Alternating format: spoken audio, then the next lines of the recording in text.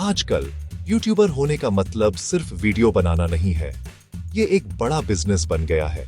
सबसे बड़े स्टार्स अब एंटरप्रेन्योर्स बन गए हैं, प्रोडक्ट्स लॉन्च कर रहे हैं, कोर्सेज बेच रहे हैं और ऐसे ब्रांड्स बना रहे हैं जो यूट्यूब से कहीं आगे निकल गए हैं। खासकर इंडियन यूट्यूबर्स अपनी लॉयल कम्युनिटीज का फायदा उठाकर पावरफुल बिजनेस एम्पायर्स बना रहे हैं। उनके ऑडियंसेस उन पर गहरा भरोसा करते हैं, जिससे उनके प्रोडक्ट लॉन्चेस तुरंत सक्सेसफुल हो जाते हैं।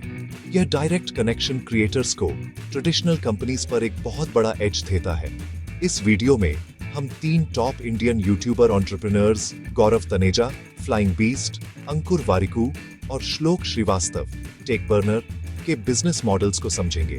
हम देखेंगे कि वे क्या बेचते हैं, कैसे मार्केटिंग करते हैं और उनकी सफलता के पीछे क्या राज है। क्या उनके प्रोडक्ट्स उतने ही अच्छे हैं जितना वे दावा करते हैं, या यह सब सिर्फ क्लेवर स्टोरी टेलिंग है।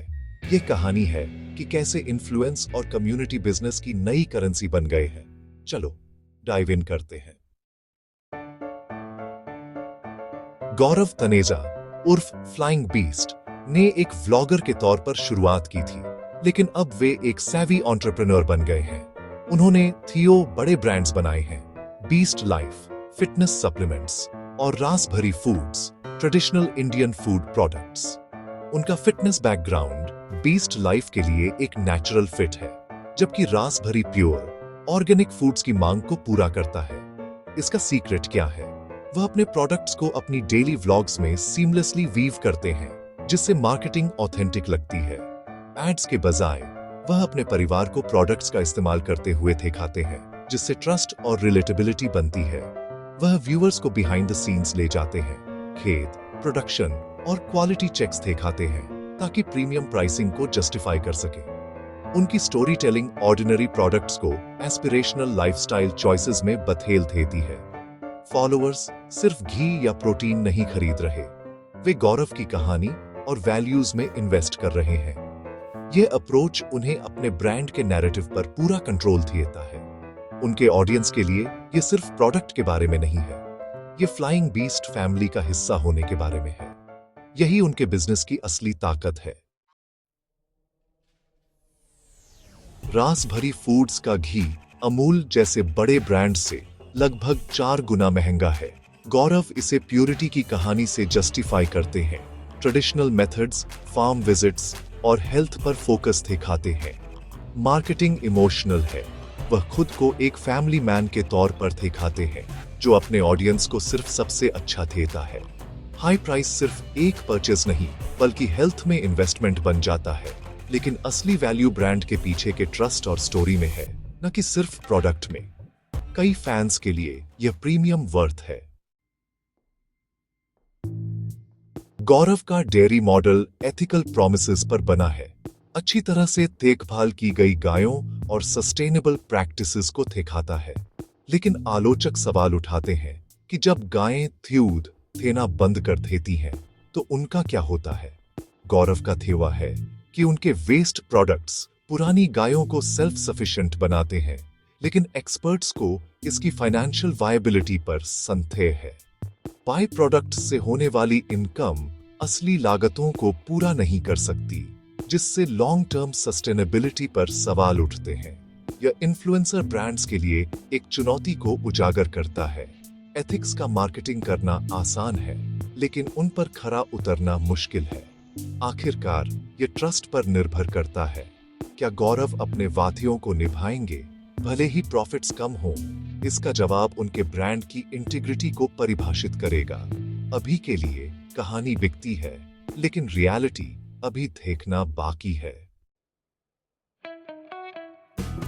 अंकुर वारिकू एजुकेशन बेचकर अलग देखते हैं, एंटरटेनमेंट नहीं। उनका यूट्यूब चैनल उनके ऑनलाइन कोर्सेज के लिए एक सोफिस्टिकेटेड सेल्स फनल का सिर्फ एंट्री पॉइंट है। पब्लिक स्पीकिंग से लेकर फाइनेंशियल प्लानिंग तक के टॉपिक्स को कवर करते हुए उनके कोर्सेज स्केलेबल और हाई मार्जिन है। फ्री कंटेंट उनकी क्रेडिबिलिटी बनाता है, फिर व्यूअर्स को डीपर लर्निंग के लिए पेड कोर्सेज की ओर फनल करता है। वारिकू का बिजनेस एक मेंटर और एक्सपर्ट के रूप में उनकी रेप्यूटेशन पर बना है। लोग सिर्फ इंफॉर्मेशन नहीं खरीदते, बल्कि उनकी माइंडसेट और सफलता के रोड मैप तक पहुंच खरीदते हैं। यह मॉडल काम करता है क्योंकि वह ट्रस्ट और अथॉरिटी बनाए रखते हैं। वारिकू के लिए कोर्सेज एक साइड हसल नहीं है, वे कोर बिजनेस हैं। वारिकू की असली जीनियस डिजिटल मार्केटिंग में है। वह YouTube से परे नए ग्राहकों तक पहुंचने के लिए सैकड़ों पेड एड कैंपेन्स चलाते हैं। यह उनके बिजनेस को उनके चैनल की पॉपुलैरिटी पर कम डिपेंडेंट बनाता है। वह मैसिव रेवेन्यूज का ध्यावा करते हैं, लेकिन इसका एक बड़ा हिस्सा एडवर्टाइजिंग में फिर से इन्वेस्ट किया जाता है। पब्लिक अक्सर केवल रेवेन्यू देखती है, उसके पीछे के बड़े एड स्पेंड को नहीं। ये एक हाई स्टेक्स गेम है। बड़ा खर्च करो, बड़ा कमाओ। कई ऑनलाइन गुरुज अधिक कोर्सेज बेचने के लिए रेवेन्यू को हाईलाइट करते हैं, लागतों को नजरअंदाज कर देते हैं। एस्पायरिंग क्रिएटर्स के लिए रियलिटी जितनी देखती है उससे कहीं अधिक कॉम्प्लेक्स है। वारिकू की सफलता कंटेंट के साथ साथ मार्केटिंग के बारे में भी उतनी ही है। लेसन: कोर्सेज बेचना एक बिजनेस है, आसान पैसे का शॉर्टकट नहीं। श्लोक श्रीवास्तव उर्फ टेक बर्नर ने टेक ई कॉमर्स में हाइप की कला में महारत हासिल कर ली है। वह प्रीमियम प्रोडक्ट्स पर ध्यान केंद्रित करते हैं। मोबाइल स्किन, स्ट्रीट वेयर, घड़ियाल, युवा दर्शकों को टारगेट करते हुए जो एक्सक्लूसिविटी चाहते हैं। हर लॉन्च एक मार्केटिंग स्पेक्टिकल होता है जिसमें बिहाइंड द सीन्स वीडियो और डिजाइन और इनोवेशन के बारे में कहानियां होती हैं।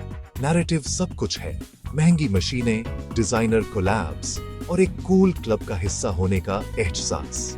लॉन्च के थीम तक उनके ऑडियंस कहानी पर पहले से ही सोल्ड होते हैं, न कि सिर्फ प्रोडक्ट पर। यह उन्हें प्राइस सेंसिटिव मार्केट में प्रीमियम प्राइसेस चार्ज करने देता है। फैंस सिर्फ गैजेट्स नहीं खरीद रहे, वे टेक बर्नर लाइफस्टाइल में इन्वेस्ट कर रहे हैं। हाइप और स्टोरी टेलिंग परसीव्ड वैल्यू बनाते हैं जो फिजिकल प्रोडक्ट से कहीं आगे जाता है। यह एक ऐसी स्ट्रैटेजी है जो वाइल्डली इफेक्टिव साबित हुई है। सही कहानी के साथ यहां तक कि एक मोबाइल स्किन भी एक मस्ट हैव बन जाती है। टेक बर्नर का वॉच लॉन्च एक मार्केटिंग मास्टर स्ट्रोक था। उन्होंने मिस्टर बीस्ट के साथ कोलैबोरेट किया, वैश्विक बज़ पैदा करने के लिए एक viral world's biggest watch challenge का उपयोग किया। मिस्टर बीस्ट को दिखाते हुए वीडियो वायरल हो गया और लॉन्च का सेंटरपीस बन गया। आलोचकों ने जायंट वॉच की ऑथेंटिसिटी पर सवाल उठाया, लेकिन स्पेक्टिकल ने काम किया। असली प्रोडक्ट कहानी और हाइप था, न कि सिर्फ वॉच।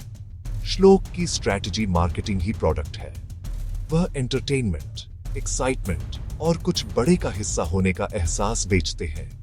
चुनौती यह सुनिश्चित करना है कि प्रोडक्ट हाइप पर खरा उतरे। अभी के लिए स्पेक्टिकल फैंस को और अधिक के लिए वापस लाता है। यूट्यूबर लेड वाले बिजनेसेस कॉमर्स का चेहरा बदल रहे हैं। फ्लाइंग बीस्ट, वारिकू और टेक बर्नर सभी प्रोडक्ट से बढ़कर बेचते हैं। वे ट्रस्ट, ड्रीम्स और कहानियां बेचते हैं। एक उपभोक्ता के रूप में हमें कहानी को सब्सटेंस से अलग करने की जरूरत है। क्या प्रीमियम घी वाकई वर्थ है? क्या एक कोर्स आपको अमीर बना देगा? क्या हाइप्ड गैजेट उतना ही अच्छा है जितना दिखता है? हर मॉडल की अपनी ताकत और जोखिम है। वारिकू का ad driven funnel, flying beast का पर्सनल ब्रांड, टेक बर्नर की हाइप मशीन। आखिरकार शक्ति हमारे पास है, ऑडियंस के पास।